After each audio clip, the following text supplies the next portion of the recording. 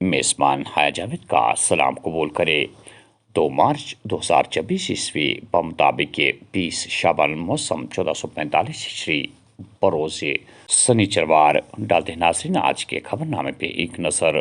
Lieutenant governor Manoj Sinha کی صدارت میں بجٹ کے اخراجات پر اعلیٰ سطحی میٹنگ۔ جموں کشمیر نئی ترقیاتی بلندیوں کو چھو رہا ہے۔ 2019 کے بعد کشمیر کا منظرنامہ تبدیل ہوا۔ 2023-24 میں 2018-19 کے مقابلے میں سرمایہ کاری کے اخراجات میں 102% اضافہ ہوا ہے۔ Lieutenant governor Manoj Sinha.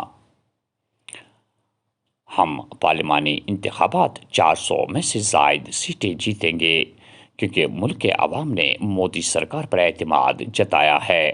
ہم نے وہ کر کے دکھایا جس کی ہمت کانگریس نے 76 سالوں میں نہیں دکھائی تھی۔ جموں کشمیر کو ملک میں مکمل طور پر ضم کر دیا گیا۔ رام مندر کی تعمیر اور 3 طلاق جیسے مسائل حل کر کے ملک میں شانتی کا پیغام دیا۔ لوگ کام کی بنیاد پر ووٹ دیتے ہیں اور ہم نے لوگوں کے حق میں کام کیا ہے۔ خواتین کو چولہے سے نجات دلائی، گھر گھر نل پہنچایا اور بے گھر لوگوں کے آشیانے تعمیر کروائے۔ وزیر اعظم نریندر مودی۔ سری نگر کے ثقافتی علاقے کے قریب جمعرات دریائے جہلم میں چھلانگ لگانے والے 55 سالہ شخص کی لاش کو نکالنے کے لیے سرچ آپریشن مسلسل دوسرے دن بھی جاری رہا، جبکہ ہندوستانی بحریہ کے مارکوس کمانڈوز کو بھی اس سرچ آپریشن میں شامل کیا گیا۔ ذرائع کے مطابق عیدگاہ کے نذیر احمد متو، جس کی عمر قریب 55 سال بتائی جاتی ہے، نے جمعرات کو صفا قتل کے قریب دریائے جہلم میں چھلانگ لگا دی۔ اس کے فوراً بعد اسے بچانے کے لیے تلاش شروع کر دی گئی، لیکن اس کا کوئی نتیجہ ابھی تک برآمد نہیں ہو سکا اور جمعہ صبح تلاشی دوبارہ شروع کی گئی، جبکہ اس آپریشن میں مارکوس کمانڈوز کو بھی شامل کر دیا گیا۔ ایس ڈی آر ایف اور ریور پولیس بھی ان کی مدد کر رہی تھی، لیکن لاش ابھی تک برآمد نہیں ہو سکی۔ دراصل جموں و کشمیر کے ضلع پلوامہ کے راج پورہ علاقے میں جمعہ کے روز اس وقت سنسنی کا ماحول پھیل گیا جب ایک نوجوان نے مبینہ طور پر خود کو رسی سے لٹکا کر اپنی زندگی کا خاتمہ کیا۔ 25 سالہ نوجوان گبرپور راجپورہ پلوامہ کو اپنے ہی گھر میں رسی سے لٹکا ہوا پایا گیا، جس کو فوری طور ہسپتال پہنچایا گیا جہاں ڈاکٹروں نے اسے مردہ قرار دیا۔ ادھر پولیس نے اس واقعے کی تصدیق کرتے ہوئے بتایا کہ اس معاملے میں کیس درج کر کے مزید تحقیقات شروع کر دی گئی ہے۔ سری نگر جموں قومی شاہراہ پر جمعہ کو رام بن ضلع کے منی موڈ علاقے کے قریب گاڑی گہری خائی میں گرنے سے ایک ٹینکر کے ڈرائیور کی موت ہو چکی ہے۔ شمالی کشمیر کے ضلع بارہمولہ میں پولیس نے بدنام زمان منشیات فروش کی جائیداد قرق کر لی ہے، جس کے بارے میں بتایا گیا ہے کہ ملزم نے یہ جائیداد منشیات کے کاروبار سے حاصل کی تھی۔ ادھر جنوبی کشمیر کے ضلع کلگام میں بھی ایک منشیات فروش کی جائیداد کو سیل کر دیا گیا ہے۔ ضلع کپوارہ کے لولاب حیات پور میں لوگوں نے علاقے کی اندرونی سڑکوں پر غیر قانونی قبضہ کے خلاف سخت برہمی کا اظہار کرتے ہوئے کہا کہ سڑکوں پر غیر قانونی قبضہ کی وجہ سے آمد و رفت میں دشواریاں پیش آ رہی ہے، خاص کر اگر کسی مریض کو گاڑی کے ذریعے ہسپتال پہنچانا ہوگا تو یہ مشکل بن جاتا ہے۔ مٹن علاقے میں مغل دور کا فوارہ ناگ چشمہ خستہ حالی کا شکار، تواریخی چشمہ کی بحالی اور صفائی کے لیے اقدامات اٹھانے کا لوگوں کا مطالبہ۔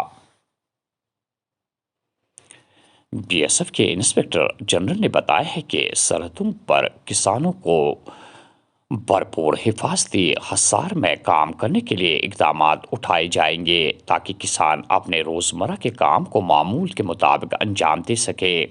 انہوں نے بتایا کہ اگلے 4 سے 5 سالوں میں سرحد کے ساتھ ایک حفاظتی بند قائم کیا جائے گا۔ مرکزی وزارت داخلہ نے اس حوالے سے تجویز کو منظوری دے دی ہے۔ فنڈز جاری ہوتے ہی حفاظتی بند کی تعمیر شروع ہو جائے گی۔ اگلے 4 سے 5 سالوں میں تمام سرحدوں پر حفاظتی بند بنائے جائیں گے، جس کا دوہرا مقصد ہوگا یہ کاشتکاری کے طریقوں میں مصروف کسانوں کو مخالف کی فائرنگ سے تحفظ فراہم کرے گا۔ حکومت نے درجہ چہارم کی بھرتیوں غیر مرکوز ڈی سینٹرلائزیشن بھرتی ضوابط اور جموں کشمیر مشترکہ مسابقتی امتحانات ضوابط میں ترمیم کے علاوہ پبلک سروس کمیشن اور سروس سلیکشن بورڈ کو ویٹنگ فہرست مرتب کرنے کے لیے یک بار چھوٹ کو منظوری دی ہے۔ رجوری میں اس وقت 2 بچیاں زخمی ہوئی جب وہ اسکول سے گھر آ رہی تھی کہ راستے میں پڑے ایک بارودی مواد کو دیکھ کر اس کے ساتھ کھیلنے لگی، جس دوران وہ پھٹ گیا۔ علاقے میں تلاشی مہم کے دوران متعدد ڈیٹونیٹر بھی ضبط کرنے کا پولیس نے دعویٰ کیا ہے۔ مہاشیوراتری ہیرت جموں کشمیر میں 8 مارچ کو منائی جا رہی ہے، جس کے لیے کشمیری پنڈتوں کی جانب سے تیاریاں زور و شور پر ہے اور اس تہوار کو کشمیری ثقافت کی اندرونی اور مثبت اقدار کے تحفظ کا تہوار بھی سمجھا جاتا ہے۔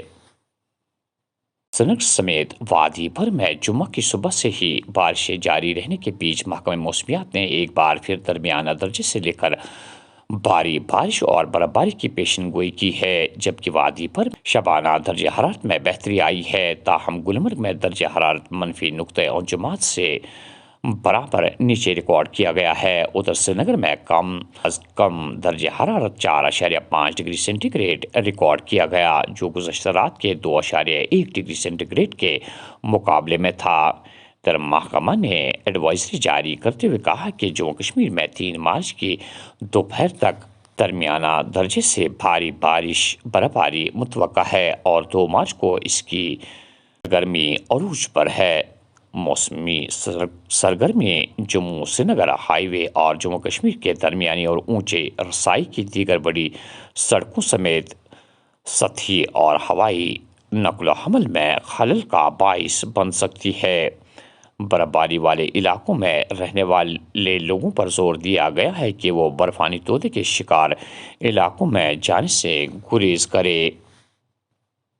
یکم مارچ آئل مارکیٹنگ کمپنیوں نے مسلسل دوسرے مہینے کمرشل گیس سلنڈر کی قیمتوں میں اضافہ کرتے ہوئے مہنگا کر دیا ہے۔